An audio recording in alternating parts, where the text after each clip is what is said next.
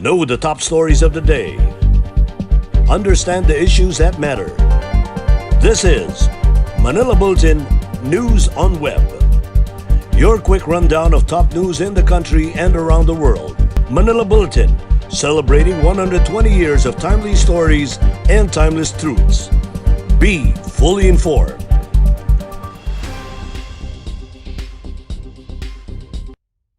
Hi, I'm Barbie Atienza. This is MB Now, and here are your news on web. There's no stopping the Department of Education from opening classes on August 24 for more than 20 million students who have enrolled for school year 2020-2021.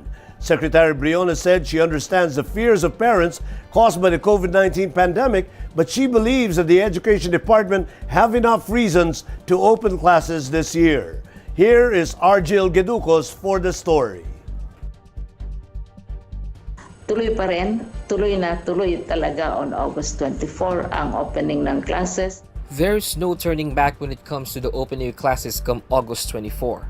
Education Secretary Leonor Briones reiterated this in today's regular press briefing of the palace. Briones revealed they have made at least 500 blended learning simulations which were observed by the country's task force on COVID-19 and that they were able to prove their readiness to open the new school year. Briones said one of the schools that showed its preparedness and can be considered as a model school is the one located in Pasig City. More than 500 na ka-simulations ang ginawa namin. Tinitesting namin yung blended education, kung ito ay oobra ba, at nakikita natin na ito ay oobra maski walang face-to-face at this time. Very high performer ang Pasig City National High School ay ang score nila sa mathematics mas mataas pa kaysa average score ng OECD countries. Ito yung mga donor countries sa Europe at sa Amerika, mataas ang Pasig. Kasama na dyan din ang Region 6 o ang Iloilo. Kaya mahalaga sa amin na talagang i-continue itong record na ito. In the same briefing, Briones said that while she understands the fears of parents caused by the COVID-19 pandemic, the Education Department believes they still have enough reason to open classes this year. Yung survey namin, kasama ang mga learners at ako mismo, mga 9-year-olds, 8-year-olds, sumusulat sa akin. Gusto nila talagang pumasok, gusto nilang mag-school. At sabi ng isa, tiisin niya maski virtual lamang, basta may school lamang. Kasi mag-lose ka ng 1 year nang walang pag-aaral ng bata, ay that's equivalent already to 2 years of loss na iiwanan ng ating mga bata. At ayaw natin yang mangyayari. Briones also disclosed that a good number of schools have adjusted well to the demands of online learning which were evident during their simulation. Alam natin ang value ng face-to-face. All of us know that. Pero alam din natin na hindi pwede ngayon.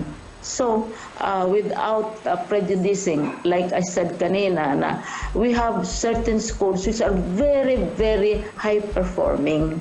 Kaya, at saka certain schools which also need assistance and catching up. Meanwhile, Briones assured the well-being of teachers during the duration of the incoming school year. Kasi hindi kami pumapalya sa pagbabayad ng benepisyo, ng sweldo, lahat na benefits which our teachers have been continuously receiving since the close of classes. 12 months a year yan yung kanilang benefits, salaries, which we always prepare for even in advance and make sure na there are funds available. For MB Now, this is Argel Geducos reporting.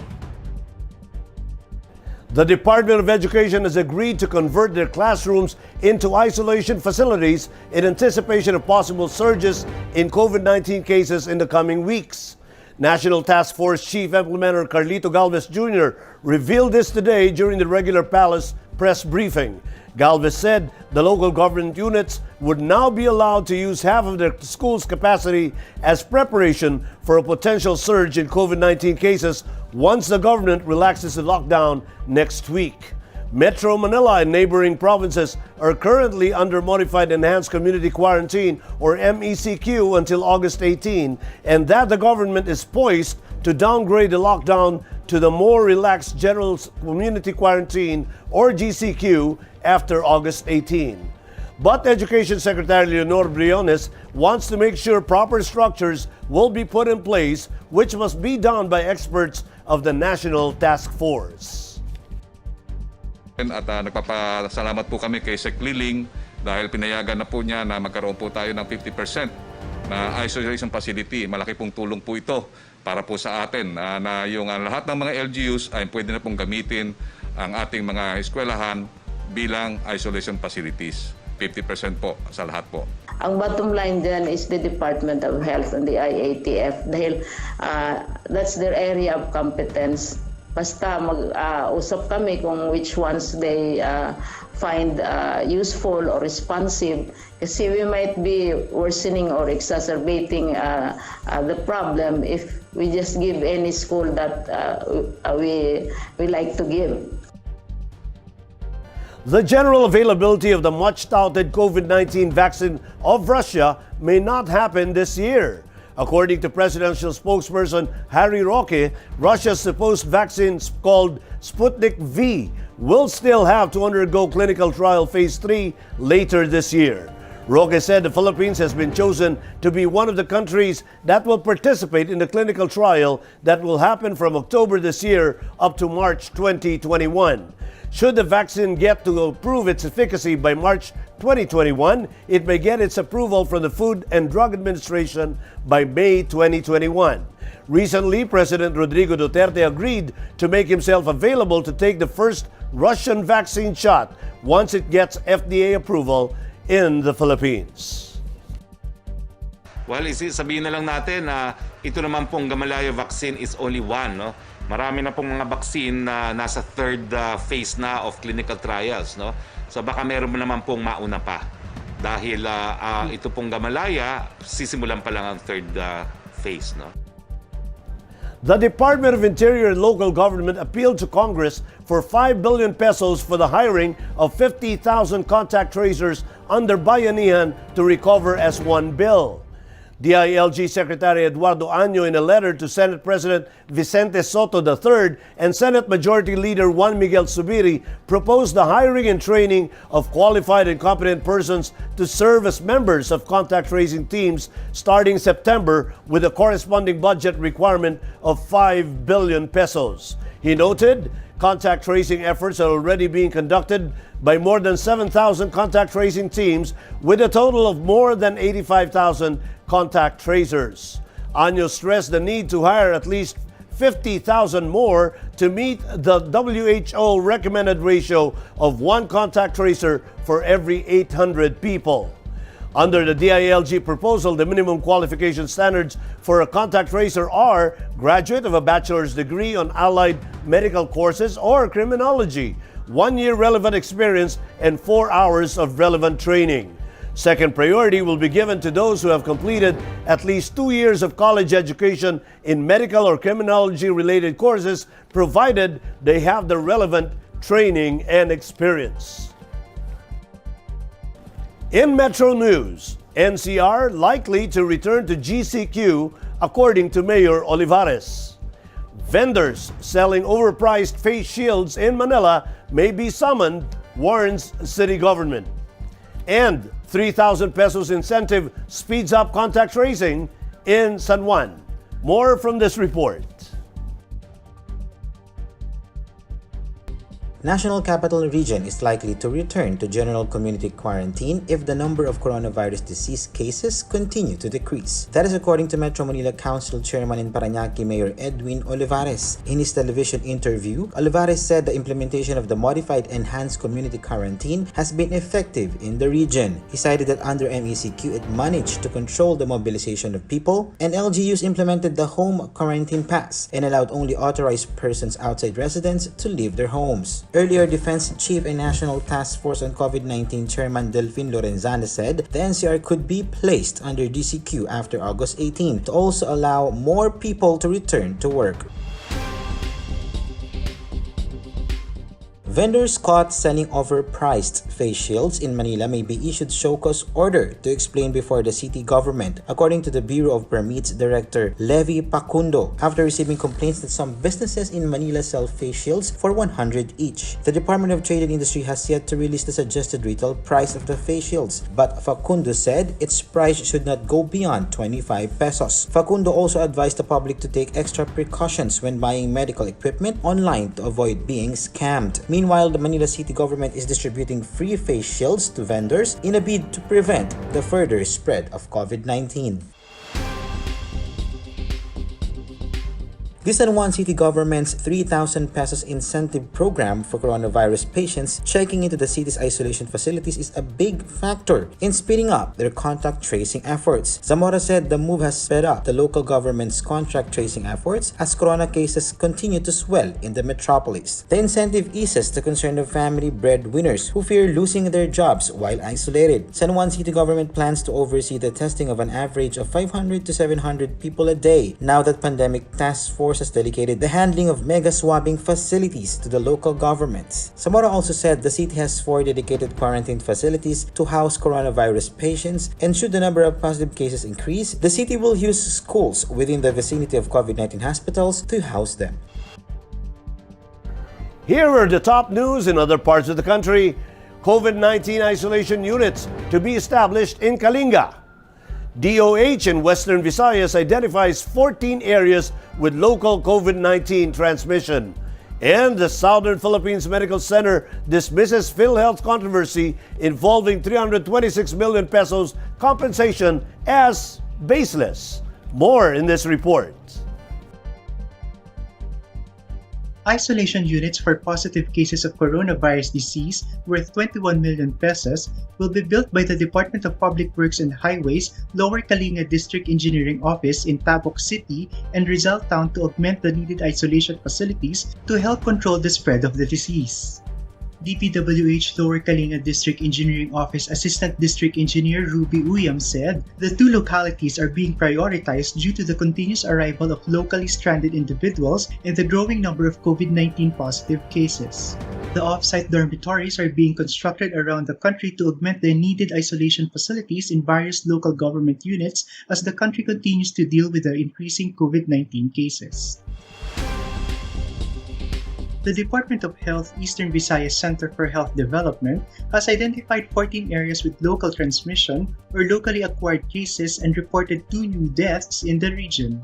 At least 48 villages in the region are under investigation for possible clustering of cases or with 2 or more patients. The DOH in the region said that the said areas have patients with a history of exposure to COVID-19 patients. However, the local health department assured the public that these patients have been admitted to COVID isolation facilities and intensified contact tracing measures are being done by local government units and the Regional Epidemiology and Surveillance Unit. The DOH Eastern Visayas Center for Health Development said 98% of the confirmed cases have been traced with their close contacts already tested. The Southern Philippines Medical Center or SPMC dismissed as baseless the controversy involving the 326 million pesos in compensation that it received from the interim reimbursement mechanism of the Philippine Health Insurance Corporation for COVID-19 patients. The hospital's chief of clinics and health emergency, Dr. Ricardo Audan, said that it is very much baseless and that a mega hospital like SPMC needed to pull in resources because it attracts a number of patients from several parts of Mindanao. From March 16 to August 10, Audan said the hospital spent around 94 million pesos for its COVID-19 related operations, including the treatment of suspects, probables, and confirmed cases numbering around 3,250, many of whom also came from other regions of Mindanao. He added that it was not surprising if the SPMC received the biggest budget because the government hospital's collections and remittance to PhilHealth surpassed that of other hospitals in the country. Presidential spokesperson Harry S. Roque said the palace found nothing irregular in PhilHealth's interim reimbursement mechanism allocation for SPMC. In world news, World Health Organization wants to review Russian Sputnik V vaccine. Biden and Harris vow to rebuild America post-Trump. And Singapore crushes 9 tons of ivory to mark World Elephant Day. Let's watch this report. United Nations Health Agency is now in close contact with the Russian health authorities to discuss the possible WHO pre-qualification of the Sputnik V vaccine. UN Health Agency spokesman Tarik Jasarevic said it includes the rigorous review and assessment of all the required safety and efficacy data. A total of 168 candidate vaccines are being worked on around the world, according to a WHO overview published last Tuesday. Of those, 28 have progressed to the various phases of being tested on humans, of which 6 are the furthest ahead, having reached phase 3 of clinical trials. Russia's Sputnik V vaccine has been developed by the Gamaleya Research Institute in coordination with the country's defense ministry. Democrat presidential bet Joe Biden introduced for the first time his vice presidential running mate Kamala Harris in their joint bid launch for White House in Wilmington, United States. Biden spoke of why he chose Harris as his partner, stressing she was a tough and experienced legislator who is ready to do this job on day one. Meanwhile, Harris said Americans are crying out for leadership to overcome a triple crisis of health, racial injustice, and ravaged economy. This is what happens when we elect a guy who just isn't up for the job. Our country ends up in tatters, and so does our reputation around the world. But let's be clear, this election isn't just about defeating Donald Trump or Mike Pence. It's about building this country back better. Harris is a U.S. Senator from California, the second African-American woman and the first South Asian American to serve in the United States Senate. Singapore is destroying 9 tons of seized ivory, including contraband tusks that came from more than 300 African elephants. Authorities said the seized ivory worth 18 million Singaporean dollars. The destruction by an industrial rock crusher was held on the eve of World Elephant Day and aims to prevent the items from re-entering the market and disrupts the global supply chain of illegally traded ivory, Singapore's National Parks Board said. A spokeswoman for the board told AFP it would take 3 to 5 days for all the ivory, seized between 2014 and 2019, to be crushed, after which the fragments will be incinerated. In entertainment, actor John Regala has been discharged from the hospital upon his insistence. Regala's friend Aster Amoyo said John would have stayed in the hospital for a few more days, but he insisted to his friends to go home. She shared in another post that John only had 8 days of confinement at the National Kidney and Transplant Institute. They are continuously praying for John's fast recovery on his own house. Amoyo also extended her gratitude for those who have donated and helped John on his way to recovery. A few days ago, Aster, along with John's celebrity friends Nadia Montenegro and Chucky Dreyfus, created a Gava Gives assistance account for John's liver cirrhosis. A video that shows Daniel Padilla involved in a minor car accident has gone viral. Netizen Reynaldo Duron posted the incident on his Facebook page, and it shows that the young star doing a good deed to the tricycle driver who hit his car. Instead of getting angry at him, the actor offered to give financial assistance. The news was shared by several netizens who witnessed the incident. The incident earned the actor praises from netizens, one even saying that the actor is a good Samaritan. In turn, Padilla's mother, Carla Estrada, responded salamat or thank you to the netizen.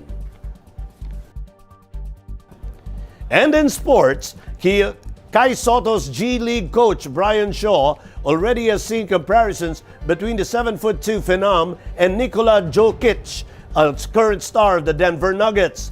Though Shaw has yet to spend time with Sotto to map out their plans for the select team, seeing videos of the former Ateneo High School star has enabled him to see some resemblance of the Serbian-born Jokic. The 7-foot Jokic, who has been with the Nuggets since 2015, has emerged as one of the NBA's top players, with his ability to both inside and outside, as well as having the skill to make no-look passes.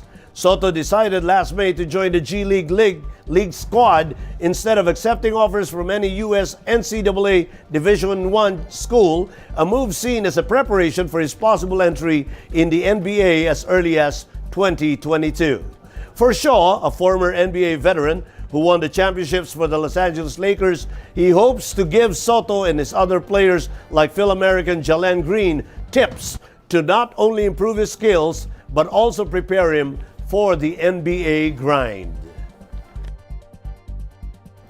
And those are the news on web today, August 13, 2020. For more news and details, get your copy of Manila Bulletin newspaper tomorrow or log on to www.mb.com.ph. You may also subscribe to our newsletter through the link on this video's caption to have the day's latest news delivered to your inbox.